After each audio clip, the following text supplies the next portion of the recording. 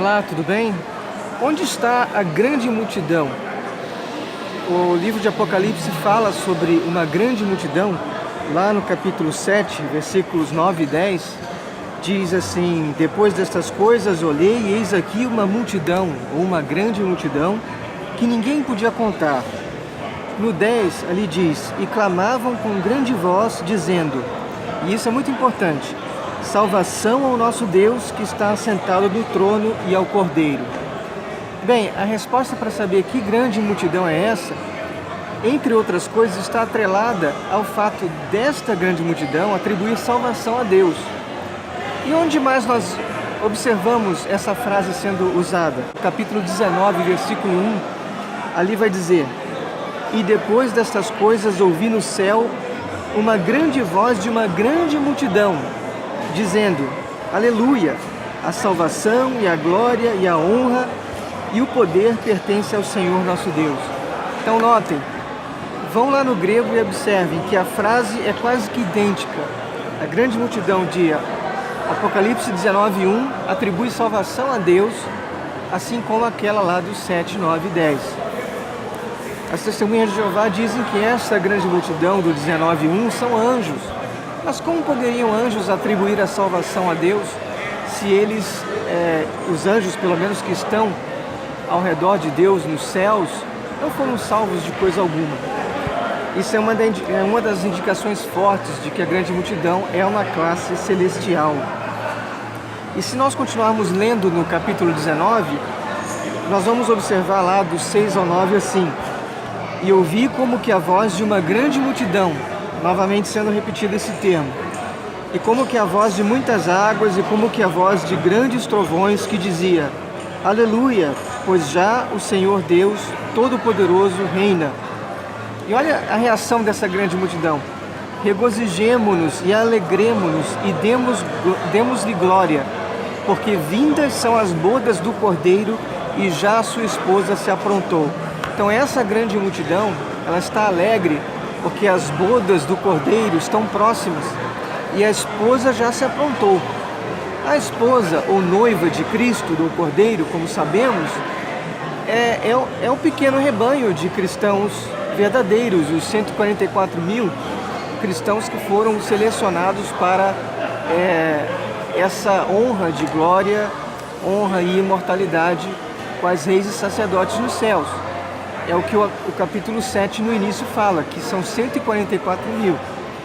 Só que nós entendemos que, além desses cristãos, uma outra classe de cristãos que não atingiram, digamos assim, as qualificações máximas, mais exigentes para estarem nesse pequeno grupo de 144 mil, mas que ainda assim foram aprovados, eles vão para essa classe secundária que é muito maior, chamada grande multidão. E eles também se alegram, como diz aqui, porque o Cordeiro está para se casar, ou seja, as bodas estão prestes a serem realizadas. E essa grande multidão, veja o que diz ali no 9: e disse-me, escreve, bem-aventurados aqueles que são chamados à ceia das bodas do Cordeiro. Então, as ceias das bodas do Cordeiro não é a mesma coisa que o casamento do Cordeiro. Essa grande multidão está feliz porque eles são convidados para estarem nessa ceia, nessa festa. Mas eles, da grande multidão, não são a própria noiva. A noiva são os 144 mil. E essa ideia dos 144 mil, ou seja, a noiva, acompanhado de uma grande multidão, se reflete lá no Salmo 45, 13 a 15, onde diz, a filha do rei é toda ilustre lá dentro, o seu vestido é entretecido de ouro. Ora, a filha do rei seria a própria noiva, os 144 mil. Ela tem o vestido entretecido de ouro, representando o seu caráter puro, refinado, um caráter que foi provado fiel a Deus e ao Cordeiro. Mas olha o que o 14 diz: levá-la-ão ao rei com vestidos bordados, as virgens que a acompanham trarão a ti. Com alegria e regozijo as trarão, elas, ou seja, essas outras virgens, entrarão no palácio do rei. Então você vê aqui que a filha do rei, representando a noiva, os 144.000, entra no palácio do rei com as suas damas de companhia, que seriam as virgens da grande multidão, que são um grupo que, embora não tenha atingido o que se exige para se tornar um membro dos 144.000, no entanto não foram rejeitados completamente. De algum modo foram vistas coisas boas nessa grande multidão e elas receberam a vida celestial no plano celestial, como se fossem anjos, mas não com a glória e a imortalidade da grande multidão. E como nós sabemos também que essa grande multidão está no céu? Outro ponto, por exemplo, é a expressão diante do trono. Essa expressão diante é enopion. E em todo o contexto bíblico do Apocalipse, toda vez que a enopion aparece, refere-se ao próprio céu. Como diz ali no 7:9, que a grande multidão está diante do trono. Se vocês forem ver lá em Apocalipse 4:10, ali fala que os 24 anciãos também estão diante do trono, enopion, e os 24 anciãos estão nos céus. Como que essa grande multidão ela chega a estar nos céus? O que explica isso é 1 Coríntios 3:11-15. Ali fala da obra do cristão. Todo cristão, quando ele é gerado por Espírito, ele tem a obrigação de fazer uma obra dentro do seu coração, uma obra de transformação do caráter. Alguns vão conseguir transformar esse caráter como se fosse um caráter de ouro, um caráter refinado, mas outros não vão conseguir. Esses de caráter de ouro, por exemplo, são a filha do rei, que diz que o vestido dela é entretecido com fios de ouro. Mas olha só o que diz aqui, em 1 Coríntios 3:11-15, ali diz assim: porque ninguém pode pôr outro fundamento além do que está já posto, o qual é Jesus Cristo. E se alguém sobre este fundamento formar um edifício de ouro, prata, pedras preciosas, então olha só, alguém que forma um edifício de ouro, prata, pedras preciosas, são metais nobres, são membros dos 144.000 que vão assumir suas funções dentro desse grupo. Mas outros podem construir com madeira, feno e palha, que são materiais inferiores.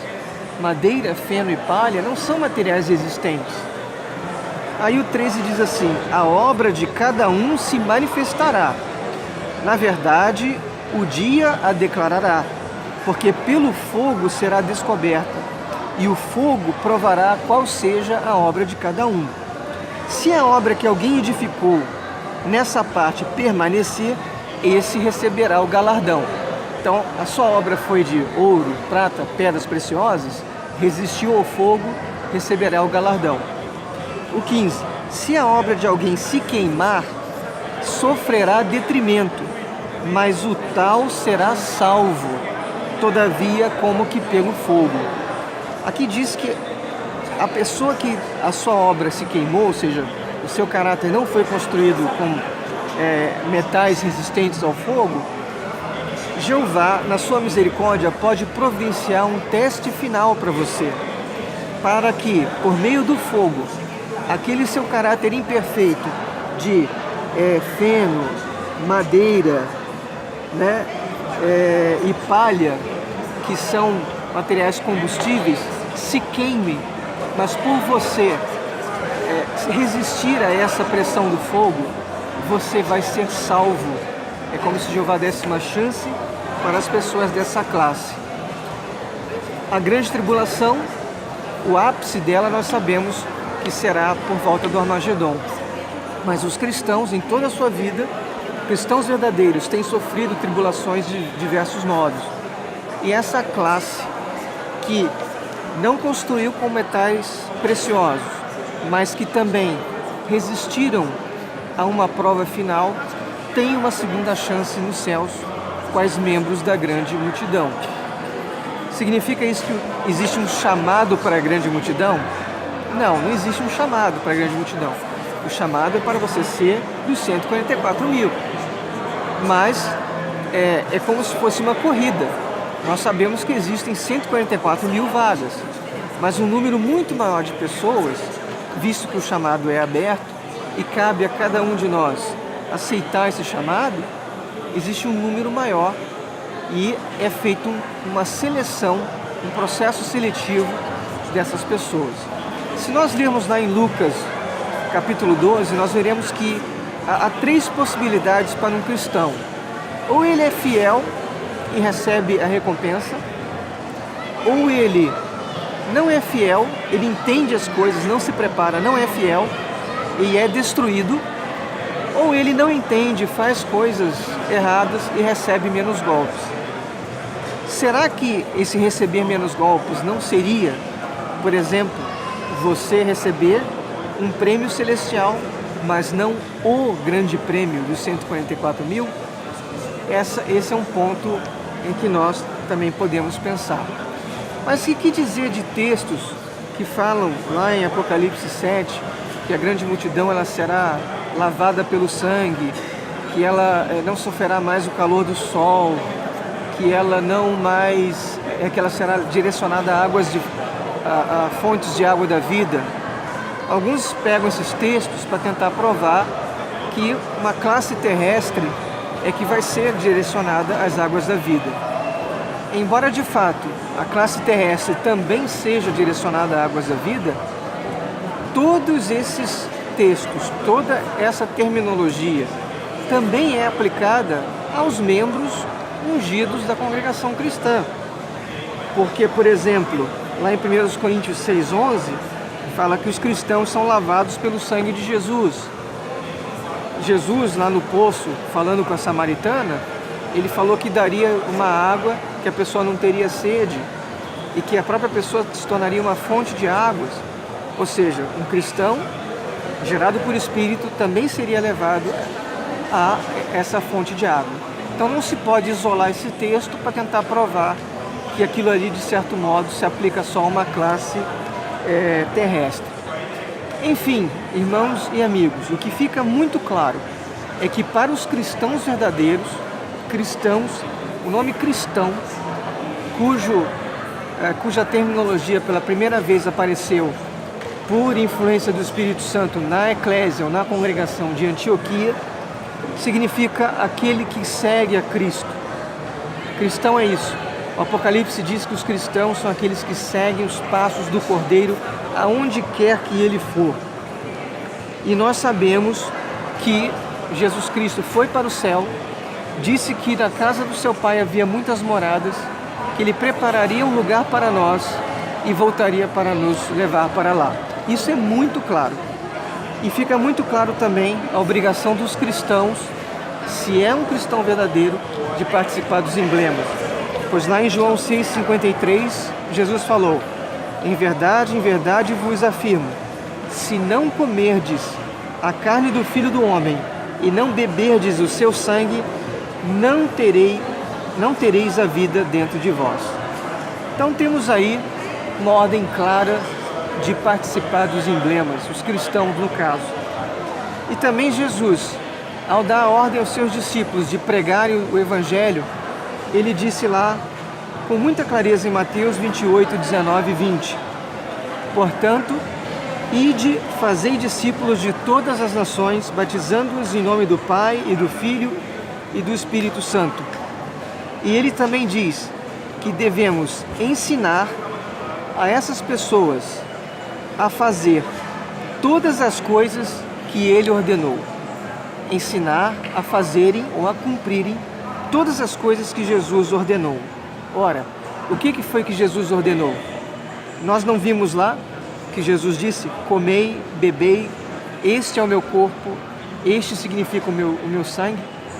Vocês não viram lá que Jesus disse: quem não comer do sangue, quem não tomar do sangue, não beber do sangue, simbólico, né?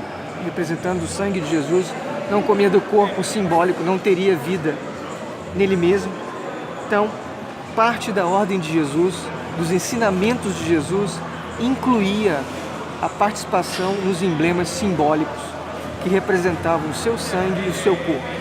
Sendo assim, os estudantes da Bíblia acreditam que todos os cristãos verdadeiros, gerados por Espírito, vão para o céu. Mas não estamos dizendo que não haverá pessoas na terra. A terra, conforme a Bíblia diz, será sim um paraíso.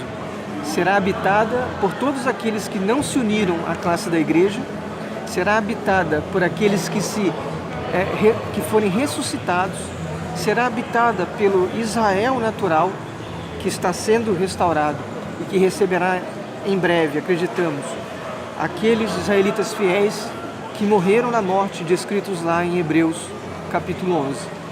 Enfim, a terra será um paraíso governado pela classe da igreja, apoiado pela classe da Virgem, que são a grande multidão. Muito obrigado, um grande abraço e que Deus os abençoe.